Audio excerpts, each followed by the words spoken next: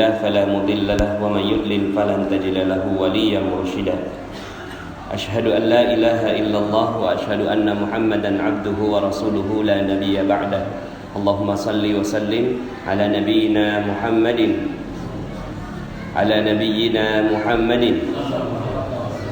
وعلى آله وصحبه وجنوده وأنصاره ومن جاهد في سبيله إلى يوم الدين.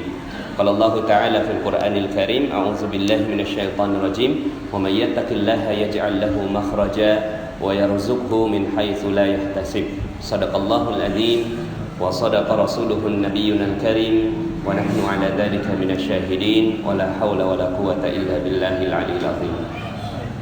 Alhamdulillah, segala puji bagi Allah yang memberikan nikmatnya kepada kita semua sehingga di malam puncak dari Ramadan, malam 27, sebagian besar dari seluruh negeri-negeri muslim biasanya di malam 27 adalah malam puncak karena memang ada sebuah hadis dari Rasulullah SAW. Jadi hadis tentang Lailatul Qadar ini ada beberapa menyebutkan bahwa terjadinya di 10 hari terakhir, makanya Rasulullah SAW beriktikaf. Kemudian ada yang menyebutkan terjadinya di malam ganjil, sehingga akhirnya di malam-malam ganjil biasanya ramai masjid. Kemudian ada juga yang hadis menyebutkan tentang di malam ke-27. Seandainya malam-malam yang lain tidak, maka malam 27 ini mau nggak mau mesti dipaksakan. Bagaimana caranya ya diatur sedemikian rupa sehingga akhirnya kita di malam 27 ini betul-betul beribadah kepada Allah Subhanahu wa taala. Sebenarnya janji Allah Subhanahu wa taala terhadap Ramadan sudah terlalu banyak. Cuma yang aneh adalah kenapa janji-janji itu tidak membuat umat Islam, khususnya umat Islam Indonesia itu bersemangat. Contohnya nggak bersemangat adalah semangatnya di awal saja, di akhirnya melempem. Ya, alhamdulillah kita bersyukur di masjid ini masih ramai, walaupun sudah pastinya juga lebih berkurang. Kita doakan semoga yang berkurang ini bukan karena melemahkan semangat, tapi karena sudah pulang kampung, ya. Sudah mudik. Tapi yang anehnya adalah janji-janji Allah ini udah banyak sekali, ya, terhadap Ramadan. Tapi kenapa kok terjadinya itu penurunan?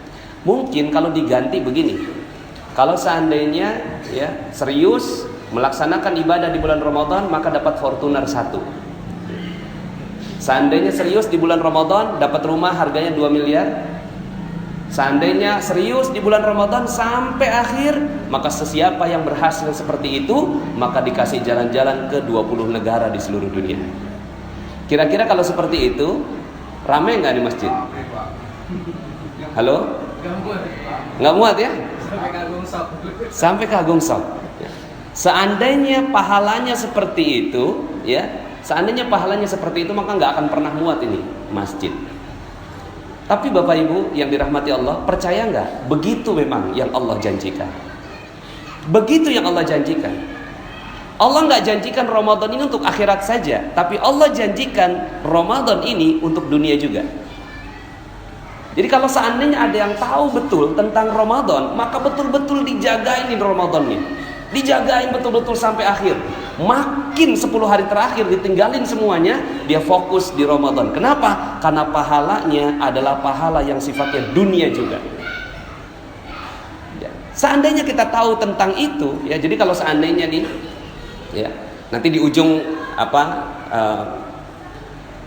ceramah saya nanti sedikit saya mau hipnotis ya, boleh ya Bapak Ibu ya? Ya. Yang punya utang lunas semua insya Allah. Ya, ini kan malam 27 kan?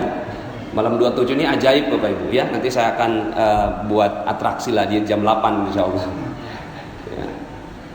Jadi kalau seandainya tahu betul tentang ketakwaan, tahu betul tentang Ramadan, maka nggak mungkin umat Islam miskin, nggak mungkin. Umat Muslim nggak mungkin miskin. Nggak mungkin terjadi pengusiran luar Batang di Jakarta, nggak mungkin. Nggak mungkin punya utang, nggak mungkin terusir dari rumah kontrakan, nggak mungkin berbagai masalah muncul kalau benar-benar memahami tentang konsep Islam dengan baik. Memahami konsep Islam dengan baik kan gini, kita berpikir Islam, ya, kalau apa konotasinya Islam? Islam tuh miskin, jorok, ya, kemudian tak berpendidikan, buang sampah sembarangan, betul? Ini yang di kepala kita kalau bicara tentang Islam. Ya. Kalau bicara tentang Barat, jaya, bersih, rapi, kotaknya luar biasa, ya. Itu yang terbayang di kepala kita.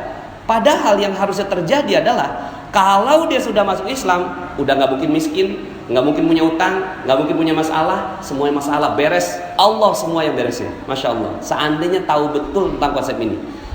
Jadi yang selama ini kita pahami adalah kalau udah masuk Islam, dapatnya nanti di akhirat, di dunia kagak dapat. Kata siapa? Di dunia dapat juga. Kalau nggak dapat di dunia, yang salah bukan Allah, yang salah kita. Kalau di dunia ini masih miskin, di dunia masih punya utang, berarti ya yang salah bukan Allah, yang salah kita. Karena sifatnya rezeki datangnya seperti air banjir, Bapak Ibu. Air banjir itu air bah, dia datang dari atas, kita ada di bawah. Kalau air dia dari atas banjir, kemudian kita ada di bawah, ada nggak yang nggak kena air? Nggak mungkin nggak ada ya. Semua kena ya. Kenapa? Karena banjir. Rezeki Allah nih banjirnya kayak gitu. Rezeki Allah datang banjirnya itu seperti banjir dari atas, kita di bawah, bukan lagi dapat rezeki, kelelep sama rezeki, tenggelam sama rezeki. Kalau tahu konsepnya. Tapi kenapa kok kita dapatnya cuma UMR? UMR ini tetesan rezeki namanya. Jadi ada yang netes dikit, nah itu tetesan rezeki namanya UMR. Kenapa kok ada orang yang dapat rezeki, ada orang yang nggak dapat rezeki, padahal turunnya begitu sama? Ada satu yang membuat dia tidak mendapatkan rezeki. Apa itu? Orang yang nggak dapat rezeki adalah orang yang pasang perisai. Dia pasang benteng, pasang perisai kenceng-kenceng, dan dia cinta betul sama tuh perisai. Dia bilang, ini perisai saya, ini perisai saya. Rezeki datang dari atas, banjir datang dari atas, dia tolak dengan perisainya, sampai akhirnya dia nggak dapat rezeki. Kalaupun dapat rezeki, itu netes rezekinya. Itulah UMR. Jadi sebenarnya kalau bicara tentang konsep rezeki, rezeki itu datangnya banjir. Yang nggak dapat adalah orang yang cinta betul sama perisainya. Apa perisainya? Perisainya adalah dosa. Udah nggak ada yang lain. Dosa. Cinta betul sama perisainya, cinta betul sama dosanya, dan dia menganggap bahwa hidupnya adalah hidup harus dengan dosa. Kalau nggak pakai dosa nggak rame katanya. Kalau nggak pakai dosa nggak seru katanya. Makanya akhirnya orang siap untuk nonton bola. Katanya sekarang lagi musim bola sekarang, betul? Benar ya?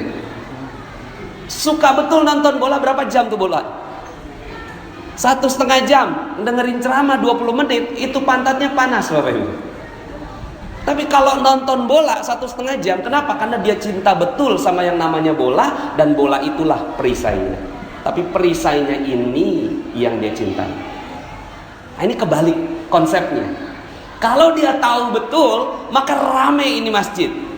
Seandainya dia tahu bahwa yang harus dilakukan bukan cari rezeki, bukan cari rezeki. Ngapain cari rezeki? Yang perlu dilakukan adalah itu lepas perisainya, maka rezeki langsung datang. Yang tadi saya bacakan di dalam rakaat yang kedua, itu dakwahnya Nabi Nuh alaihi salam. Dakwahnya Nabi Nuh, beliau mengatakan, faqultu astaghfiru rabbakum innahu kana ghaffara. Minta ampun sama Allah, maka Allah akan lepas perisai kamu. Begitu. Allah buka nih perisainya. Lepas perisainya. Kok cinta betul sama perisai? Kok cinta betul sama dosa? Mata ngelihat yang maksiat, itu kalau nggak dilihat rugi. Dengerin lagu-lagu, kalau nggak didengerin nggak asik. Ini cinta betul kita dengan perisai kita. Terus kemudian nyakitin orang, bikin orang tersinggung, kayaknya kok seru. Gosip, kalau nggak digosok, ya nggak makin sip. Kalau nggak ngomongin orang, kayaknya nggak seru. Padahal itu, masya Allah, itu perisainya. Ya. nggak durhaka sama orang tua, kayaknya nggak seru gitu. Lah kita cinta betul nih sama perisai, sampai akhirnya kata Allah, faqultu astaghfiru rabbakum innahu kana ghaffara. Lepas itu, lepas perisainya.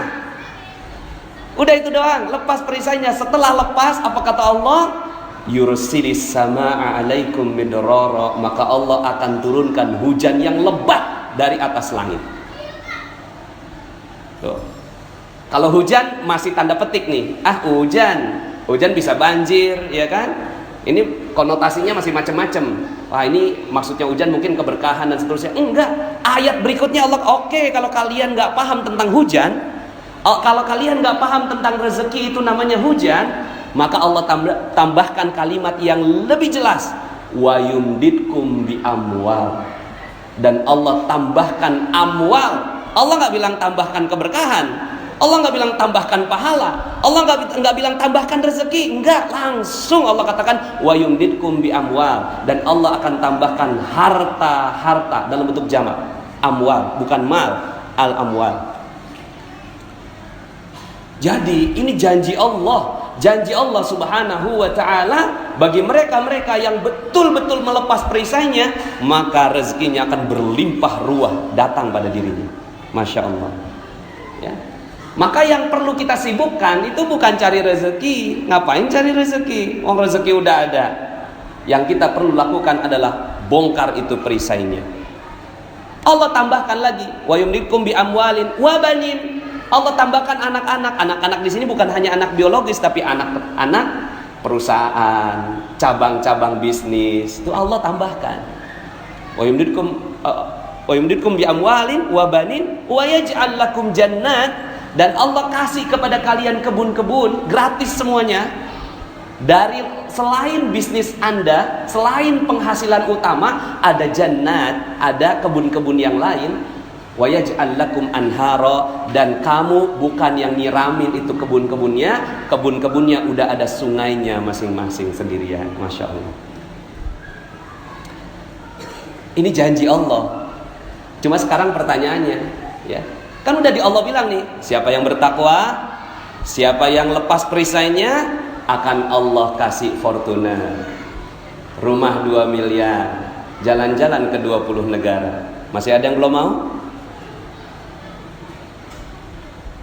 Masih ada yang belum mau, bingung. Apa iya cuma begitu doang? Lah iya begitu. Makanya kenapa Umar bin Khattab radhiyallahu anhu penghasilannya 233 miliar per bulan. Itu Umar bin Khattab radhiyallahu anhu. Hartanya dalam kitab Fikih Ekonomi Umar bin Khattab radhiyallahu anhu, Dr. Jarima mengungkapkan beliau punya 70.000 ladang pertanian, masing-masing ladang pertanian harganya 160 juta. Jadi kalau dikalikan sekitar 11,2 triliun itu hartanya Umar bin Khattab radhiyallahu anhu. Ya. Tapi dengan sebegitu kayanya Umar, beliau sudah masuk sampai tahap selanjutnya dari kekayaan, yaitu udah nggak butuh kekayaan. Kekayaan datang, udah banjir. Lalu kemudian dia katakan, oke, bukan ini yang aku inginkan, yang aku inginkan surga. Tapi tahap pertamanya dapat harta dulu. Dapat harta, lalu kemudian setelah itu, aduh, ini udah mabuk nih. 233 miliar per bulan, Pak. Kalau Bapak Ibu sekarang dapat 233 miliar per bulan, ngapain? Insya Allah. Oke lah, kalau itu udah nggak ada sekarang, udah nggak ada tuh 233 miliar, udah nggak ada, cuma sejarah doang mencatat. Sekarang ini sahabat yang lain yang namanya Utsman bin Affan radhiyallahu anhu, orangnya udah nggak ada. Orangnya udah nggak ada. Kapan nggak adanya? 1400 tahun yang lalu. Udah nggak ada 1400 tahun yang lalu. Sekarang rekeningnya masih hidup.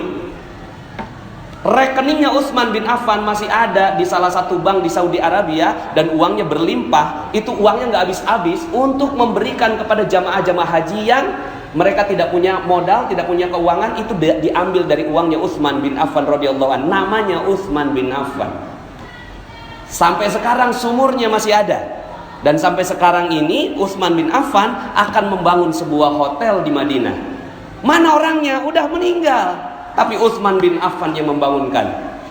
Masya Allah, 1400 tahun yang lalu. Kita orangnya masih hidup, rekeningnya udah nol. Kitanya masih ada, rekeningnya udah habis. Ya, makanya kan kalau ada lelucon ya, gurauan, itu semua orang pada minta maaf. Sampai ATM aja minta maaf. Maaf, pulsa Anda habis. Nah, Bapak Ibu yang dirahmati Allah Subhanahu wa taala, terus gimana konsepnya? Enggak kerja. Ya, bukan begitu. Kerja artinya seperti cicak-cicak di dinding. Ini lagu bagus sekali konsep ini. Cicak-cicak di dinding diam-diam merayap, diam-diam aja. Cari rezeki itu diam-diam, ya. Diam-diam merayap. Baru kemudian kata Allah apa? Ya, kata si yang pembuat lagu ini, datang seekor nyamuk tuh. Yang datengin siapa? Allah. Datang seekor nyamuk. Kalau udah datang seekor nyamuk tuh, nyamuknya nggak hap gitu. Nah, ini namanya nyamuk nggak cerdas. Udah dikasih rezeki sama Allah nggak ditangkap. Makanya lagunya hap gitu. Lalu ditangkap. Pernah nggak ngelihat ada cicak jatuh? Sering ya? Lah itu dia lagi mau nyari nyamuk.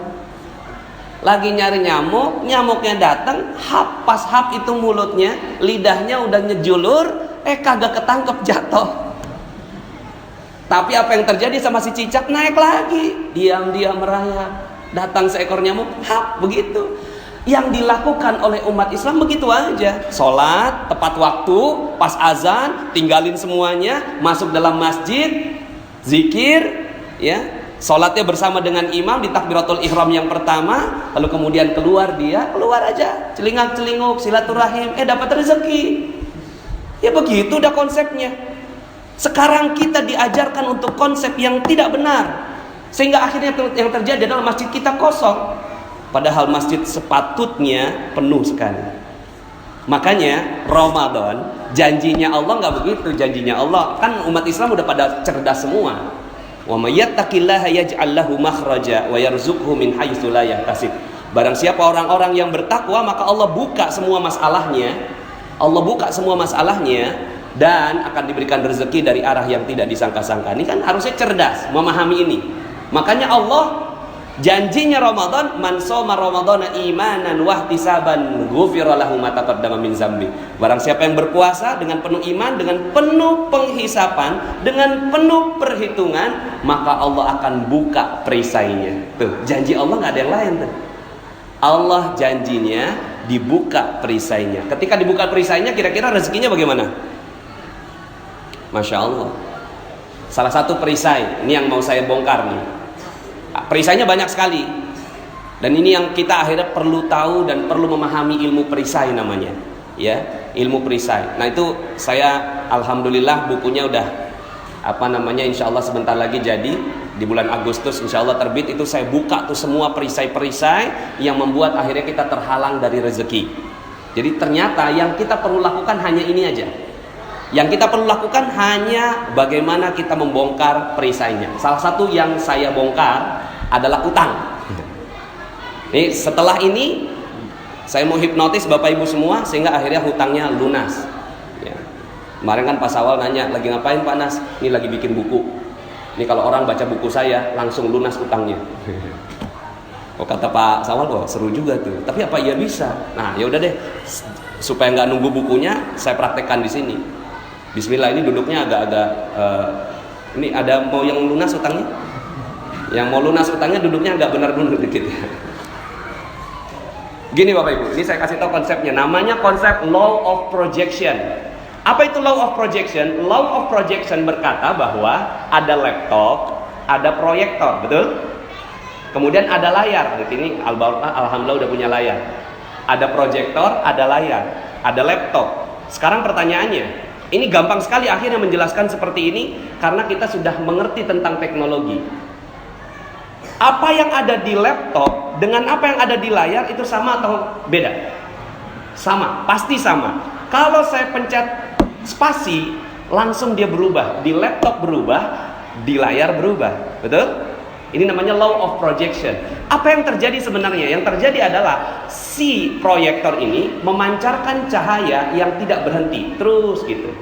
Teng teng teng teng teng teng sampai akhirnya si laptop laptop itu di layar sama persis. Nah Bapak Ibu, nasib kita itu seperti layar. Nasib kita seperti layar.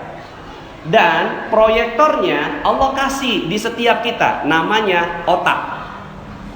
Otak kita adalah proyektor dan dia ini memancarkan energi teng teng teng teng setiap saat.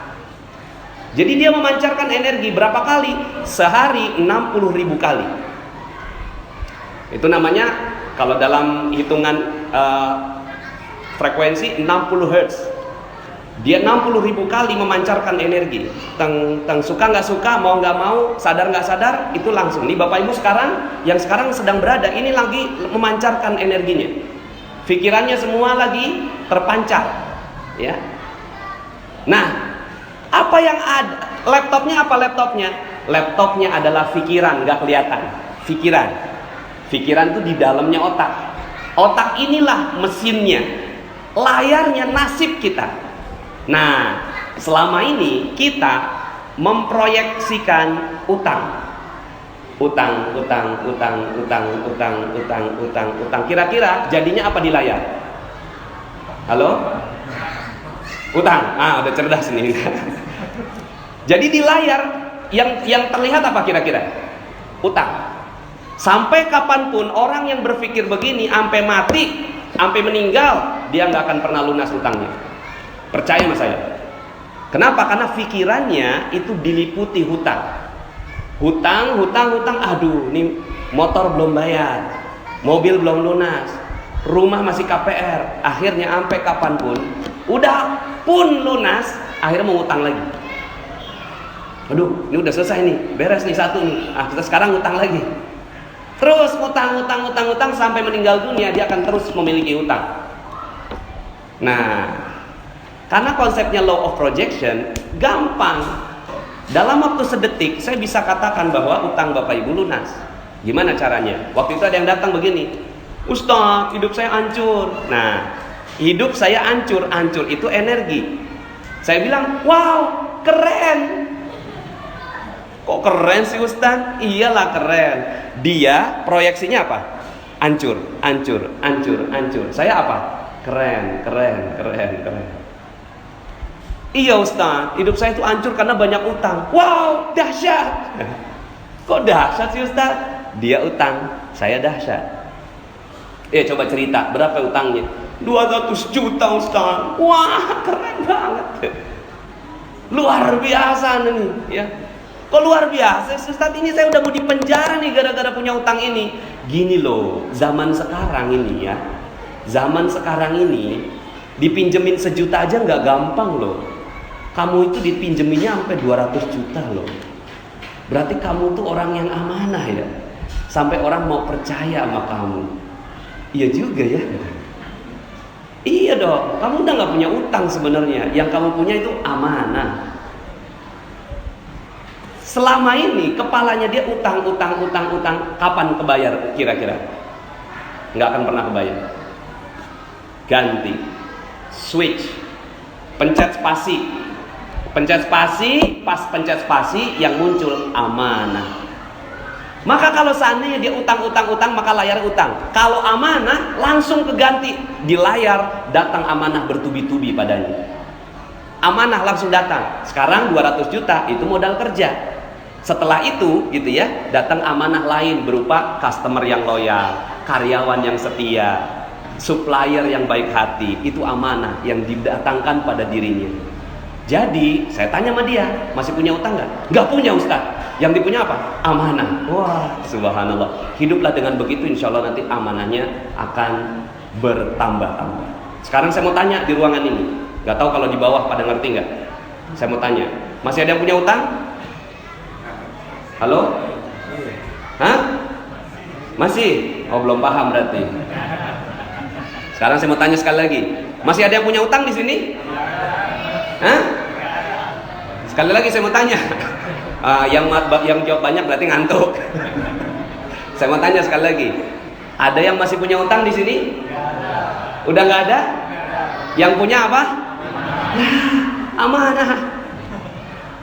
Udah nikmati aja hidup.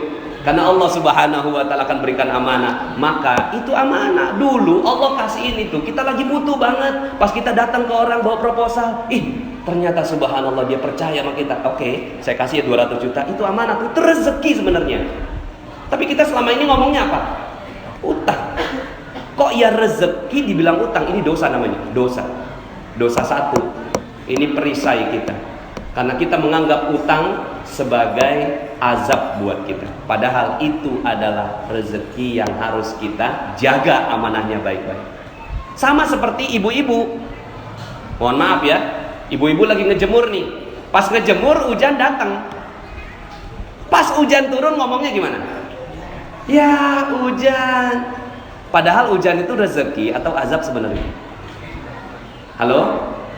Rezeki itu azab, hujan itu azab atau rezeki? Kok kenapa bilang ya hujan? Saat itu dia menolak rezeki. Maka ya, saya buka satu lagi deh, perisai kedua, supaya ini 5 menit boleh ya? Kalau saya punya di kantong saya, ini ada permen. Di kantong saya ada permen, cuma permennya udah nggak ada bungkusnya. Saya kasih, ada yang mau makan? Di kantong saya udah ada permen, tapi udah nggak ada bungkusnya. Saya kasih, siapa yang mau? Nggak mau. Akhirnya, ternyata di sebelah kiri saya ini masih ada permen yang alhamdulillah masih ada bungkusnya. Pas saya keluarkan, gitu ya, pas masih ada bungkusnya, masih rapi. Siapa yang mau? Ada yang mau? Pasti mau, betul. Nah, misalnya bapak mau nih. Pas udah mau dimakan, pas dimakan bungkusnya diapain? Anda nih maunya apa sebenarnya? Halo? Kan saya tadi kasih nggak ada bungkusnya. Udah benar-benar udah saya kasih nggak ada bungkus. Ini bagus banget nih, ini. Ya silakan. Nggak mau. Pas saya kasih ada bungkus, ya bungkusnya dibuang. Saya tersinggung dong. Sebenarnya yang Anda mau apa sebenarnya?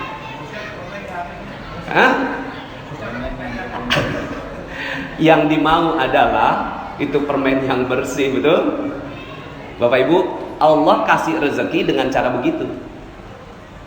Allah kasih rezeki nggak mungkin langsung rezekinya, perlu ada bungkusnya. Bungkusnya kita nggak butuhkan. Bungkusnya itulah yang namanya musibah, ujian, cobaan, hal yang kita nggak butuh. Pas setelah itu apa yang kita lakukan? Yang kita lakukan kita buang. Tapi sebenarnya ada nggak sih tukang kurir Tiki JNE datangnya kagak pakai bungkus? Coba kalau seandainya datangnya, maaf Pak, ini nggak ada bungkusnya nih, ya. Kira-kira Anda mau terima nggak? Oh, komplain saya. Nanti gimana kalau seandainya ada apa-apa nih, betul? Jadi kalau seandainya nih kurir nih datang bawa bungkusnya, Anda nggak tahu di dalamnya isinya apa, Anda tanda tangan nggak? Dia tanda tangan kan? Oke, saya tanda tangan, terima. Artinya kita terima tuh bungkusnya. Tapi ada nggak? Misalnya begini, aduh maaf nih saya nggak terima bungkusnya. Udah kebanyakan bungkus di rumah saya. Buka aja deh bungkusnya. Nanti isinya yang saya tanda tangan. Apa kata si tukang kurirnya? Aduh maaf Pak, saya nggak berani. Ya udah kalau nggak berani pergi aja. Itulah yang kita lakukan setiap hari. Ini rezeki datang berupa hujan. Pas lagi ngejemur, hujan turun. Ya hujan, itu bungkusnya. Tapi apa yang kita lakukan? Kita usir malaikat pembawa rezeki. Siapa namanya? Anak-anak nggak boleh jawab. Anak-anak nggak boleh jawab. Karena anak-anak nggak cari rezeki. Anak-anak nggak cari rezeki. Saya mau tanya bapak-bapak, Pak, namanya malaikat pembawa rezeki siapa? Tuh, mau dapat rezeki nggak kenal. Halo? Halo? Ini perisai berikutnya. Ayo diurut, mungkar, nakir itu dikubur Pak. Ya. Ayo ada yang tahu? Israel itu pencabut nyawa. Israfil peniup sangkakala. Jibril itu malaikat pembawa wahyu. Ada siapa lagi ya? Alhamdulillah. Ini Pak, kalau kita kagak tahu mereknya, kita kagak dapat rezeki. Mereknya aja kita lupa. Namanya Mikail. Malaikat Mikail itu bawa rezeki tiap hari, rajin betul malaikat Mikail dari atas. turun ke bawah bawa rezeki, tapi bungkusnya duluan. Apa yang kita lakukan terhadap malaikat Mikail? Maaf, saya nggak butuh kamu, pergi malaikat Mikail. Oke, ya saya cuma kurir. Man yuridillahu bihi khairan yusib minhu. Barang siapa yang mau Allah kasih rezeki, Allah kasih musibah terlebih dahulu. Nah, ini kita nggak tahu nih. Tuh, rezeki kita apain selama ini? Kita mengeluh, ya, kita nggak suka dan seterusnya. Nah, ini baru 2 perisai saya buka, udah enteng. Sekarang saya mau tanya, masih ada yang punya utang di sini? Halo? Masih ada yang punya utang? Inilah ceramah paling cepat ngelunasin utang orang. Ada jalanan macet nggak di Jakarta? Halo? Hah? Halo, ada jalanan macet nggak di Jakarta? Di Jakarta? Ini orang mudik semua. Di Jakarta ada jalanan macet nggak? Nggak ada ya? Adanya penuh. Kalau macet, kita tuh lagi memproyeksikan macet, maka kita lagi berdoa, ya Allah macetkan hidupku, macetkan rezekiku, macetkan kebahagiaanku, macetkan keharmonisanku. Tuh, baru urusan macet semua rezeki hilang. Coba, gara-gara urusan macet, jalanannya yang macet, ya, itu padahal bungkusnya tuh jalanan macet. Yang terjadi kita lagi doa, coba ganti dengan penuh. Apa yang terjadi? Kita lagi doa, ya Allah penuhkan rezekiku, penuhkan kebahagiaanku, penuhkan keharmonisanku, penuhkan seluruhnya ya Allah. Masya Allah. Maka apa yang terjadi? Penuh dah. Di layar yang jadi penuh. Jadi ada nggak jalanan macet di Jakarta? Wow, luar biasa. Enak, udah tenang. Pas jalan, ya sebelah kita, jalanannya macet, penuh. Macet kali, penuh. Macet, penuh. Nggak dengerin ceramah sih kemarin. Bapak Ibu yang dirahmati Allah Subhanahu wa taala, hidup ini terlalu indah. Kenapa nggak indah? Karena kita pegang perisai kita. Perisai itu namanya dosa. Lah dosa itu yang kita mau hancurkan di bulan suci Ramadan. Ini malam 27, kalau kita tahu dosanya diangkat oleh Allah. Dosa kita berapa banyak kemarin? Yang hidup dari umur tahun, mungkin yang baliknya 11 tahun, sekarang ini umur 51 tahun, berapa tahun tuh dosanya? 40 tahun. 40 tahun dosa. Berdosa terus 40 tahun. Terus Allah turunkan Lailatul Qadar, nilainya 83 tahun. Kebayar nggak nih dosa yang 40 tahun? Kebayar. Selesai didapat Lailatul Qadar, jadi konglomerat. Percaya sama saya? Percaya? Iya dong. Nih dapat Lailatul Qadar, jadi konglomerat. Islam insya Allah berjaya di Indonesia kalau semuanya dapat Lailatul Qadar. Kenapa? Dosanya hilang. Jadi serius untuk ngejar Lailatul Qadar, walaupun belum tentu malam ini, bisa jadi kemarin. Ya udah deh, tahun depan lagi kita kejar. Tapi ya iyalah, Bismillah, insya Allah malam 27 ini kita kagak merem, mata kita melek sepanjang malam. Kita jaga itu Lailatul Qadar agar semua dosa-dosa kita dihapuskan oleh Allah Subhanahu wa taala. Mudah-mudahan Allah Subhanahu wa taala memudahkan langkah kaki kita untuk berserius dan bersungguh-sungguh untuk mendapatkan ampunan dari Allah Subhanahu wa taala. Makanya tidak ada yang Allah janjikan buat kita. Kenapa? Karena rezeki udah ada rezeki. Yang enggak ada adalah ampunan Allah, dan itu yang sekarang kita sedang kejar, sekarang kita butuhkan. Demikian, mohon maaf atas segala kekurangan. Aku lupa lihada, fastaghfirullahaladzim li wa lakum. Assalamualaikum warahmatullahi wabarakatuh.